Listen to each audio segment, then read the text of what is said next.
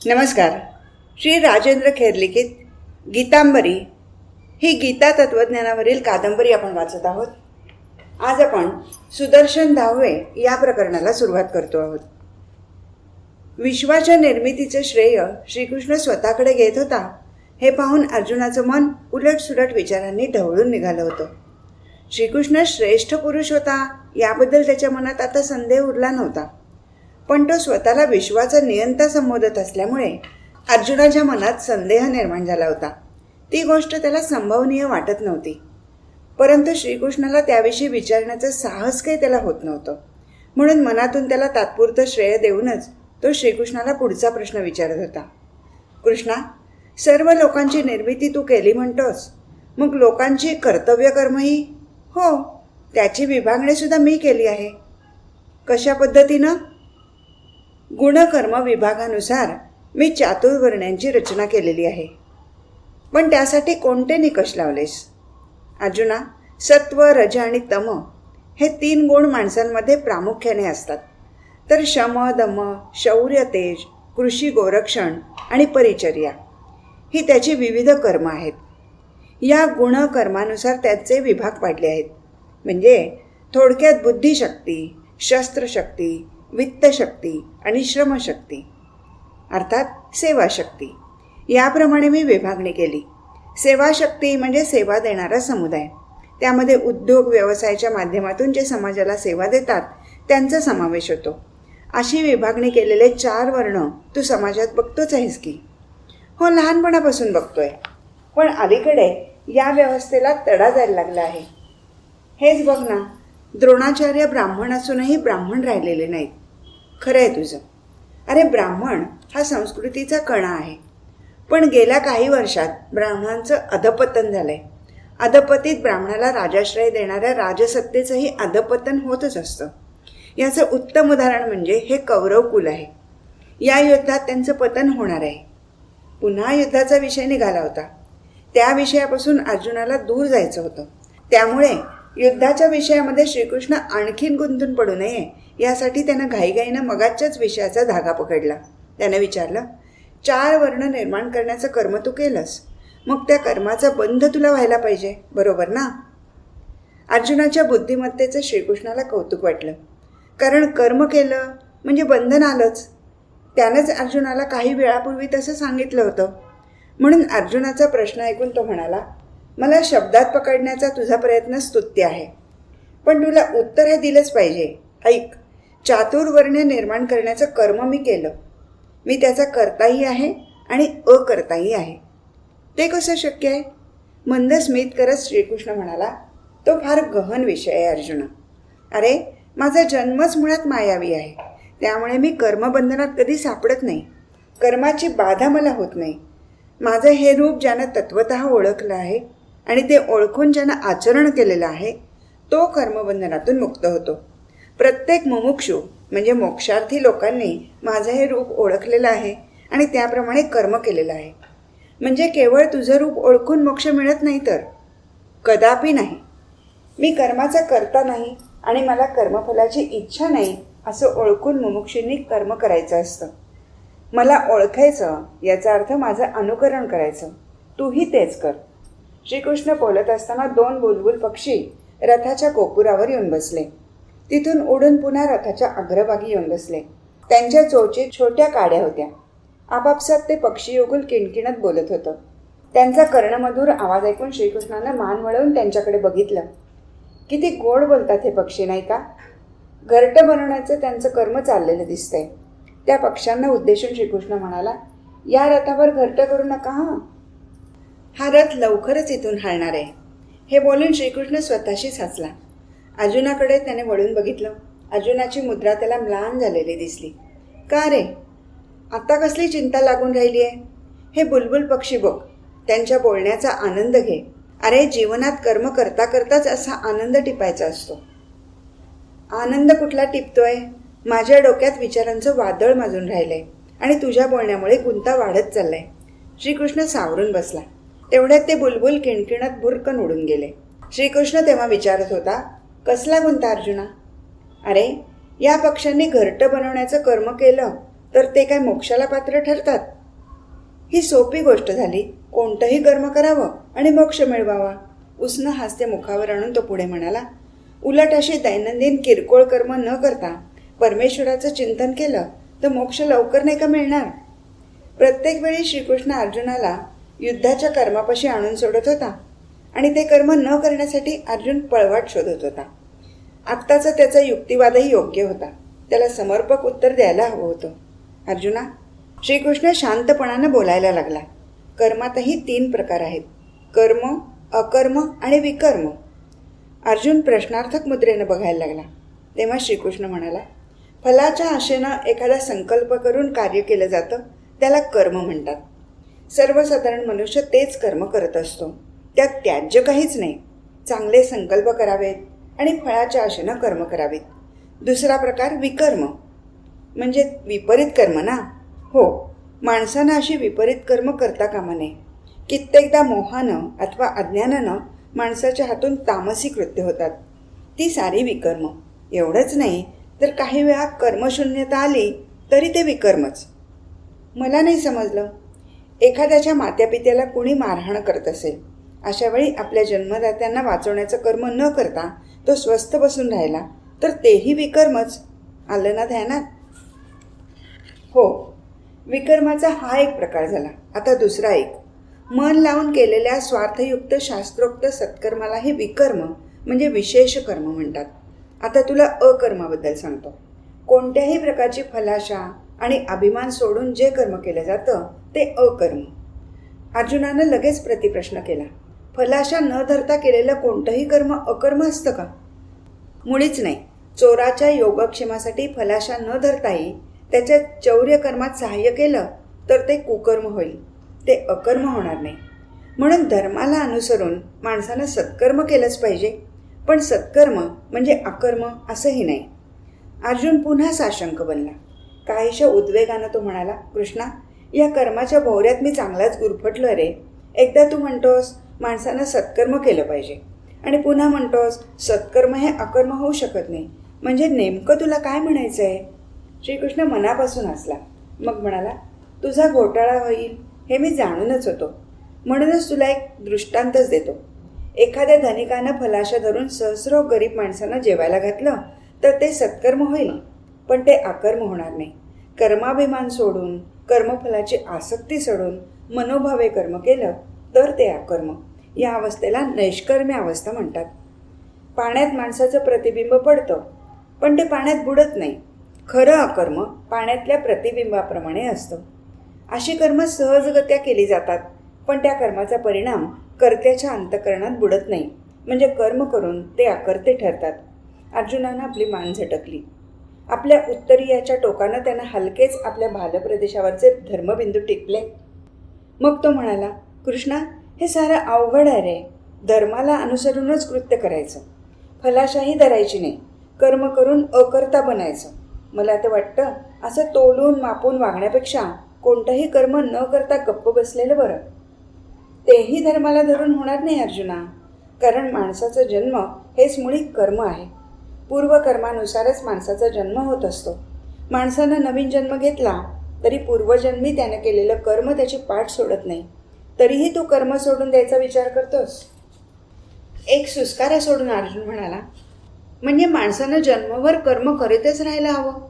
या जन्मीही कर्मातून मुक्तता नाही आणि पुढील जन्मीही कर्मबंधनातून सुटका नाही. मग माणसाच्या हाती काय राहिलं आहे रे? या जन्मी वाट्याला आलेली कर्म करीत राहणं एवढंच. माणसाच्या हातात तेवढंच आहे अर्जुना. कर्म तसं फल हा शास्त्राचा सिद्धांतच आहे. त्याला आयुष्याची मर्यादा नाही. सहस्रो गायीतून वासरू जसं नेमकं आपल्या मातेला हुडकून काढतं, त्याप्रमाणे पूर्वजन्मी केलेलं कर्म कर्त्याच्या पाठोपाठ आपोआप येतं. मी तेच म्हणतो की मग माणसाच्या हातात काय राहतं? सारं काही माणसाच्याच हातात असतं. आपल्याला पश्चात्ताप करावं लागेल असं कृत्य माणसानं कधीही करू नये. सत्कर्मानं सुख आणि दुष्कर्मानं दुःख प्राप्त होतं, हे त्यानं नेहमी ध्यानात ठेवलं पाहिजे. काहीशा विजयी मुद्रेनं अर्जुन हसत म्हणाला, सत्कर्म करावं हेच तर मी इतका वेळ म्हणतोय ना. दुष्कर्मात मला कशासाठी लोटतोस? अरे, स्वभावतः प्राप्त झालेलं कर्म सदोष असलं तरी त्याचा त्याग करू नये. श्रीकृष्ण तत्काळ उत्तरला होता. जरी प्राप्त कर्म अयोग्य वाटलं तरी.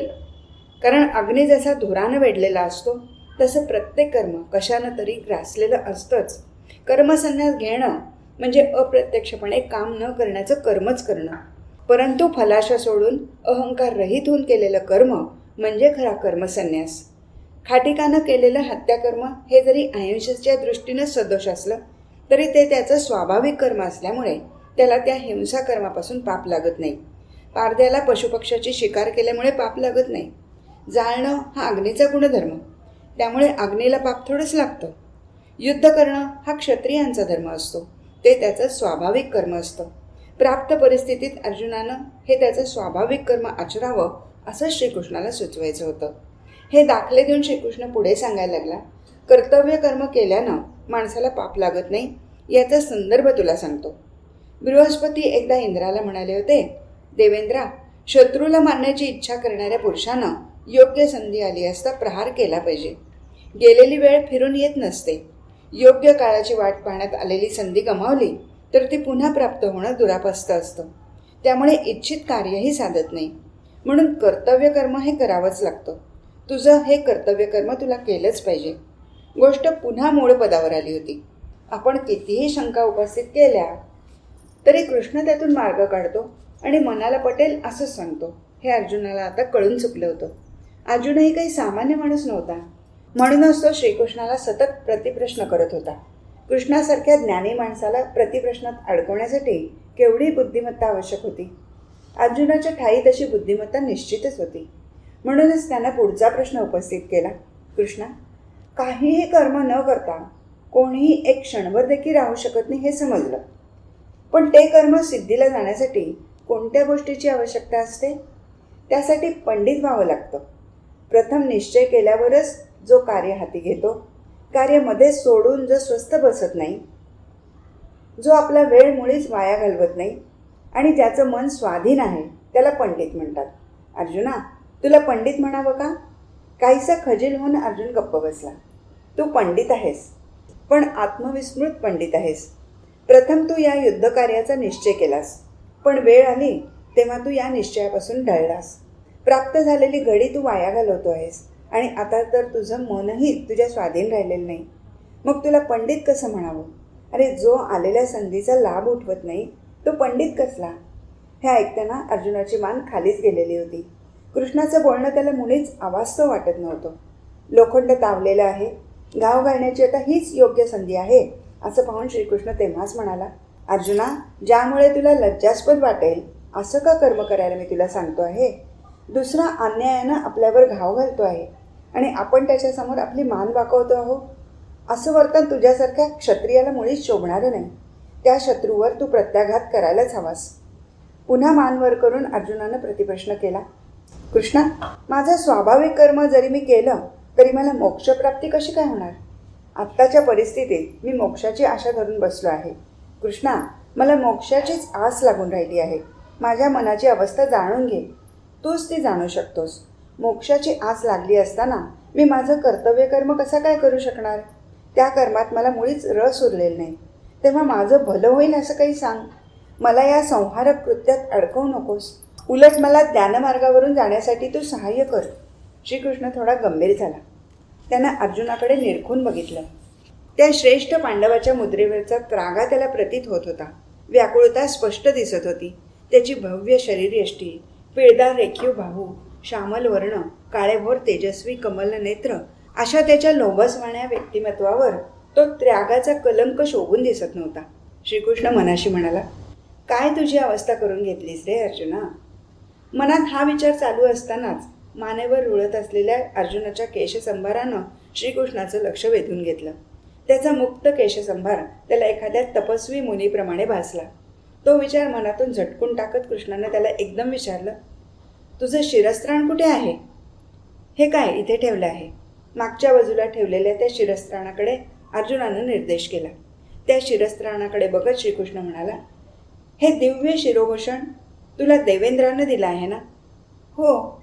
स्वर्ग, पृथ्वी, अंतरिक्ष किंवा जल इथे कुठेही मिळणार नाही असं हे अद्वितीय शिरस्त्राण आहे.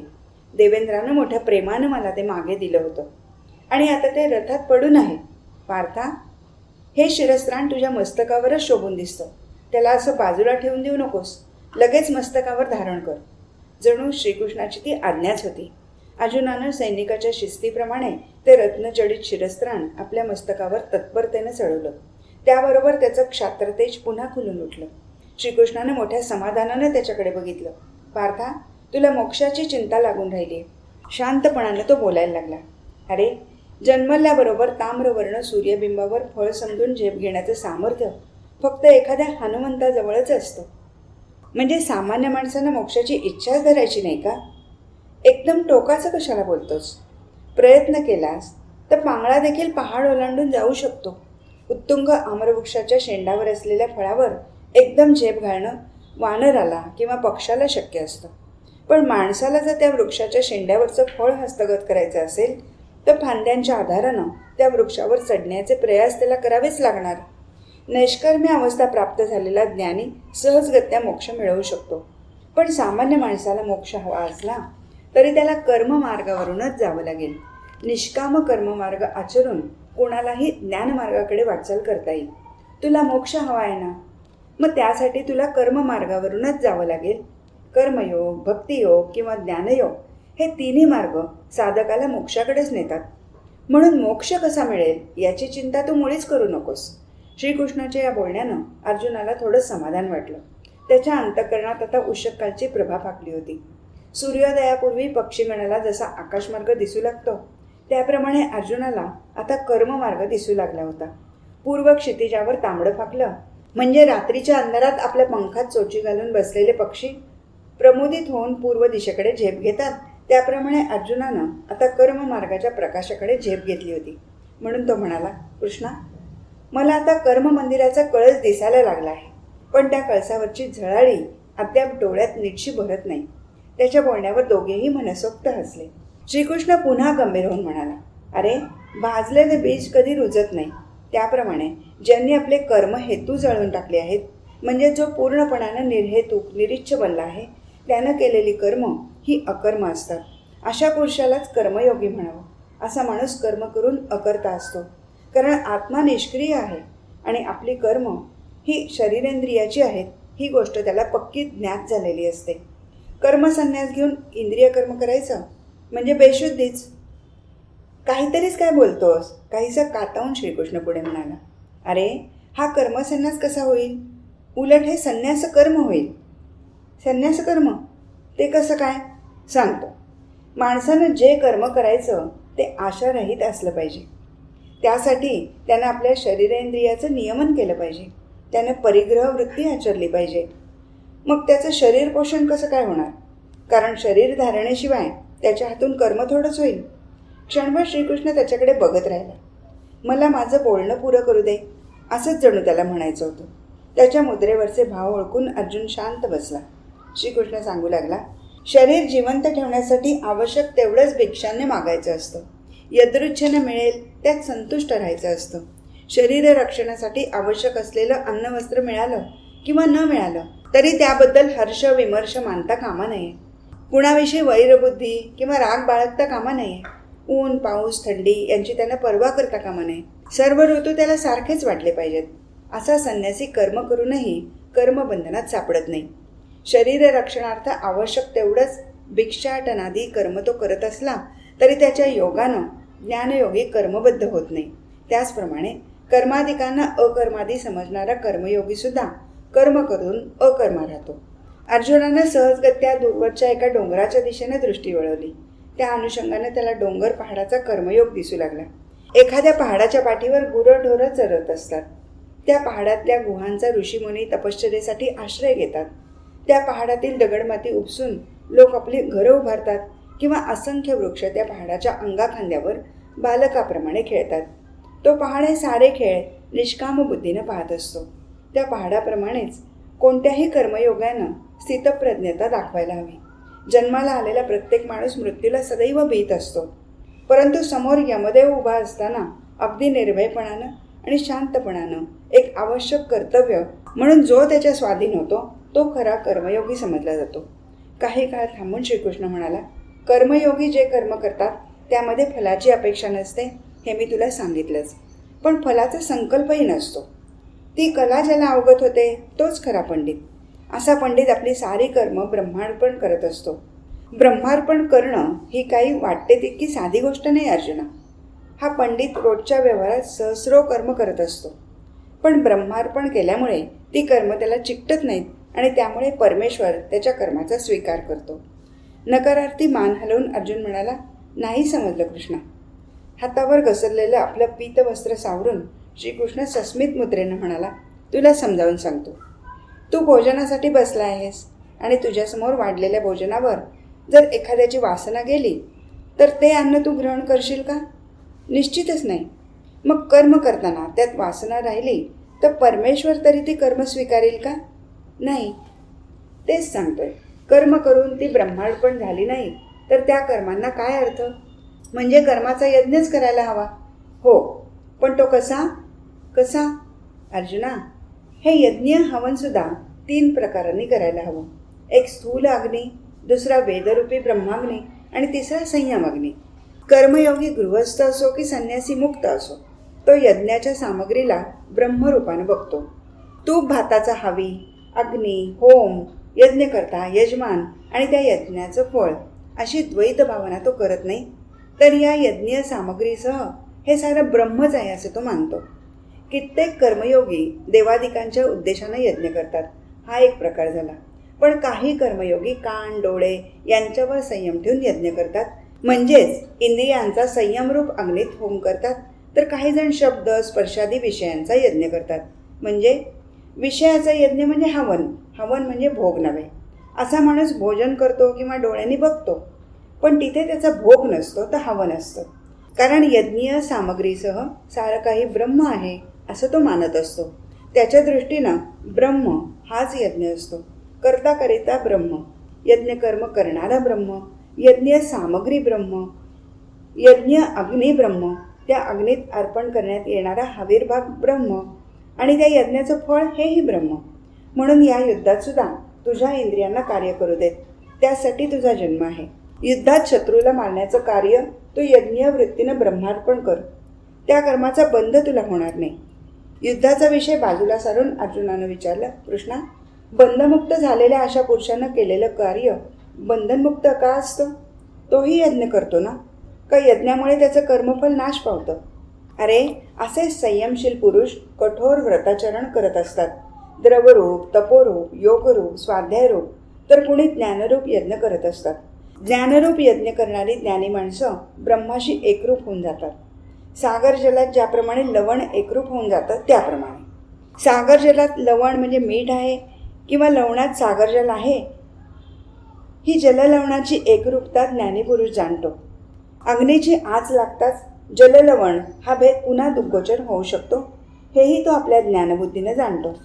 म्हणून यज्ञकर्मात ब्रह्मरूप अग्नीला अर्पण केलेला हवीरभाग हा वेगवेगळा करून कल्पिण्याची त्याला मुळीच गरज पडत नाही. हीच गोष्ट श्रीकृष्णाला सुचवायची होती. तो पुढे म्हणाला, ज्ञानयज्ञ हा सर्वात श्रेष्ठ यज्ञ आहे. ज्ञानयज्ञाची महती पटवण्यासाठी शास्त्रात एकूण 13 यज्ञ सांगितलेले आहेत, पण ते सर्व शरीर आणि इंद्रिय यांच्या सहाय्यानं होणारे आहेत. आत्म्याचा त्यांच्याशी काही संबंध नाही. ही गोष्ट एकदा समजली म्हणजे तू संसार बंधनातून मुक्त होशील. सर्व जलाशयात सागर मोठा किंवा गोरस कितीही चांगला असला तरी अमृतापुढे त्याची काय तमा? त्याप्रमाणे अन्य देवदेवतांचे कितीही यज्ञ प्रचलित असले तरी ज्ञानयज्ञ हा सर्वश्रेष्ठ यज्ञ आहे. ज्ञान म्हणजे मोक्षप्राप्तीसाठीचं परमार्थ ज्ञान, अन्य विषयांचं ज्ञान नव्हे. धेनूमध्ये म्हणजे गायींमध्ये कामधेनू श्रेष्ठ, अश्वांमध्ये श्यामकर्ण अश्वश्रेष्ठ, हत्तींमध्ये ऐरावत श्रेष्ठ किंवा देवात देवेंद्र श्रेष्ठ, त्याप्रमाणे साऱ्या यज्ञात ज्ञानयज्ञ हा श्रेष्ठ मानला जातो. श्रीकृष्ण म्हणाला, यापैकी जो कोणताही यज्ञ करत नाही त्याला पुन्हा मनुष्यजन्म प्राप्त होत नाही. मग त्यापेक्षा श्रेष्ठ देवादी लोकांची कल्पनाही करायला नको. अर्जुना, साध्या माणसाची गोष्ट सोड, पण मुमुक्षुला अर्थात मोक्षाची इच्छा असणाऱ्यालाही आपल्या अधिकाराप्रमाणे कोणता तरी एखादा यज्ञ अवश्य करावाच लागतो. शिष्यानंच उत्तरादाखल एखाद्या गोष्टीचं सार सांगावं, त्याप्रमाणे अर्जुनानं म्हटलं, याचा अर्थ मानवी जन्म हाच एक कर्मयज्ञ आहे. प्रत्येक जन्मलेल्या प्राण्याला त्याच्या कुवतीप्रमाणे कर्म हे करावंच लागतं, बरोबर ना? श्रीकृष्ण हसून म्हणाला, जे ज्याला कळतं ते त्याला सांगावं लागत नाही. हे सर्व जाणून तू कर्म केलंस तर त्याला काही अर्थ प्राप्त होईल. एकदा ज्ञानप्राप्ती झाली म्हणजे तुझ्या मनातल्या साऱ्या शंकाकुशंका दूर होतील. श्रद्धावान, एकनिष्ठ आणि जितेंद्रिय मुमुक्षालाच ज्ञानाची प्राप्ती होते. पार्था, ज्ञान हेच मोक्षाचं परमसाधन आहे. ज्ञान होताच परमशांती लभते, मुक्ती प्राप्त होते. सूर्यदर्शनानं ज्याप्रमाणे सूर्यफुलं फुलतात किंवा चंद्रदर्शनानं ज्याप्रमाणे कमलिनी प्रमुदित होतात, त्याप्रमाणे माणसाचं अंतःकरण ज्ञानसूर्याचा उदय झाल्याबरोबर प्रमुदित होतं. या विश्वात ज्ञाना इतकी पवित्र आणि आनंददायी अन्य कोणतीही गोष्ट सापडणार नाही. आत्मज्ञान ही तर परमानंदाची आणि परमहंसपदाची सर्वश्रेष्ठ पायरी आहे. अशा पुरुषाच्या अंतःकरणात ब्रह्मानंद कोंडून जातो. त्याच्या अंतःकरणावर अमृतकणांचं सिंचन होतं. कल्पतरूच्या तळवटी तो आसनस्थ होतो. त्याच्या अंतःकरणाच्या शिवारात कामधेनू बांधली जाते. अशा माणसाच्या कामना पार जळून खाक झालेल्या असतात. तृप्तीच्या महासागरी अमृतपान करणारा पुन्हा ऐहिकातील कामनांचं जलप्राशन करण्यासाठी परततो थोडाच. ज्ञानामुळे त्याला ज्ञातव्य उरत नाही, काहीही जाणायचं उरत नाही, कर्तव्य राहत नाही. अश्रद्धाळू आणि संयमी पुरुषाला इहलोक नाही, परलोक नाही आणि सुखही नाही. श्रीकृष्णानं अर्जुनाकडे सस्मित मुद्रेनं पाहिलं. अर्जुना, मी काय तुला उदरभरणाचं तत्त्वज्ञान सांगत नाही, तर जीवनाचं तत्त्वज्ञान सांगत आहे. इह परलोकी सुखप्राप्ती होण्यासाठी तुला आत्मज्ञान व्हायला हवं आणि हे ज्ञान प्राप्त करण्यासाठी दुर्दम्य श्रद्धा असायला हवी. आत्मश्रद्धा, ईशश्रद्धा आणि गुरुश्रद्धा या 3 श्रद्धा ज्या प्रमाणात वाढत जातील त्या प्रमाणात ज्ञानप्राप्ती होत जाईल. श्रद्धे वाचून जगव्यवहार चालणं देखील अवघड आहे. संशय हा ज्ञानप्राप्तीच्या मार्गावरचा सर्वात मोठा अडसर आहे. अर्जुना, मोक्षमार्गावर जर संशयानं परिक्रमा केली तर विनाश हा ठरलेलाच आहे. म्हणून संशयबुद्धीनं केलेलं कर्म कधीही फलदायी होत नसतं. पाण्यात पोहणाऱ्या माणसाच्या मनात हाताची हालचाल उलटी करायची का सुलटी करायची असा संशय निर्माण झाला तर तो माणूस पहिल्या तरी जाण्याऐवजी तळाशी जाऊन बुडण्याचीच अधिक शक्यता असते. म्हणून संशयाला मनात मुळीच थारा देऊ नये. तत्त्वज्ञानाचा अंगीकार करून संशयाचं उच्चाटन करावं. कर्तेपणाचा अहंकार सोडून ज्ञानमार्गाने प्रवास केल्यानंतर इष्टप्राप्ती निश्चयानं होते. म्हणून तू आत्मज्ञानानं कर्मयोगाचं अनुष्ठान कर. त्यामुळे तुला आत्म्याचं परोक्ष ज्ञान होऊ शकेल. तेवढ्या ज्ञानानं तुझा मोह आणि शोक नष्ट होईल. या परोक्ष ज्ञानानं तू निश्शंक होऊन कर्मानुष्ठान कर. आता युद्ध हाच कर्मानुष्ठानाचा एक भाग यावेळी प्राप्त झालेला आहे. त्यासाठी हाती धनुष्य घे आणि युद्धाला सज्ज हो. सुस्मित वदनानं श्रीकृष्ण अर्जुनाकडे बघत राहिला. रश्मी हाती घेऊन अश्वांना गती देण्याचा त्याचा विचार होता, पण अर्जुनाची म्लान झालेली चर्या पाहून त्यानं आपला विचार बदलला. युद्धाच्या विचारानं अर्जुनाची मुद्रा पुन्हा एकदा गंभीर बनली. श्रीकृष्णाच्या उपदेशावर काही न बोलता हातावर हात चोळत तो नुसतं बसून राहिला. त्याची मान खाली गेली होती. मस्तकातलं विचारांचं वादळ अद्याप शमलं नव्हतं. मनातला मोह सरला नव्हता. युद्धामुळे आपल्याला पाप लागेल हा संशयही अद्याप दूर झाला नव्हता. आज इथेच थांबू. हरिओम तत्सत.